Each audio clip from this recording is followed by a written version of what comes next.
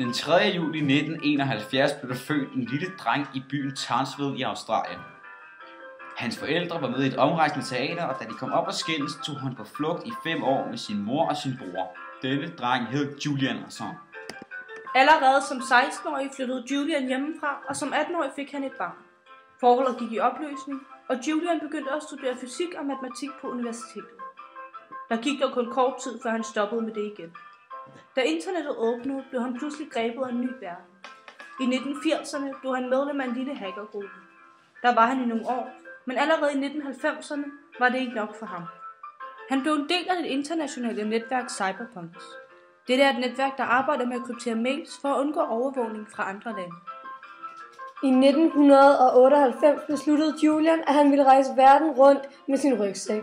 I 2006 startede han og 8 andre personer Wikileaks og hjemmesiden www.wikileaks.org. Hjemmesiden udgiver og publicerer originale rapporter og hemmelige tekster. Alt på Wikileaks er anonymt, og de sørger for, at man ikke kan spores ved hjælp af kryptering. Navnet Wikileaks er en sammentrækning af wiki, som beskriver måden Wikileaks hjemmeside er opbygget på, altså hvor en masse data bliver redigeret af mange forskellige mennesker, ligesom Wikipedia gør. Og ordet leaks kommer fra engelsk og betyder læk, altså det at lægge hemmelige oplysninger. Deres første verdenskendte publicering var ClimateGate. Her lækkede de mails sendt mellem professorer om klimaforandringer. De mails var meget nedladende over for folk, der mente, at den globale opvarmning var naturskabt. Et andet stort læk var lækket Collateral Murder, som viste en video af soldater, der dræbte helt almindelige tv-folk, da de troede kameraerne var geværer. Det var en amerikansk helikopter, der optog videoen i 2007 i Bagdad. I de seneste år er der særligt 2 sager, som har fået offentlighedsfokus. Frigivelsen af Afghanistan og Irak-dokumenterne og Cablegate-sagen. Dokumenterne fra Afghanistan og Irak-krigen var hemmelige dagbøger skrevet af soldater. Dem fra Afghanistan beskrev alt det onde, de gjorde i krigszonerne, f.eks. overgreb på civile.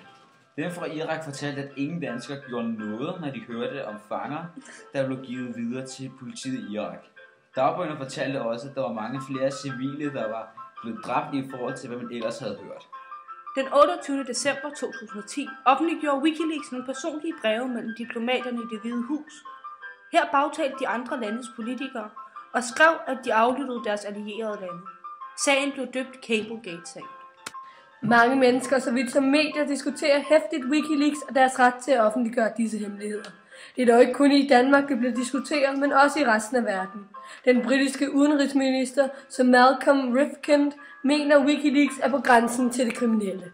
I Afghanistan-dokumenterne stod der nemlig navne på de civile, der arbejdede sammen med de udsendte styrker, hvilket kunne sætte dem i fareposition. Sagen om Wikileaks er langt fra slut, og i december 2010 startede folk, der havde forladt Wikileaks hjemmesiden openleaks.org, fordi de følte, at Wikileaks ikke længere var et sted, hvor de kunne udfolde deres potentiale. Det er bare ikke det, der er fokus på i medierne for tiden.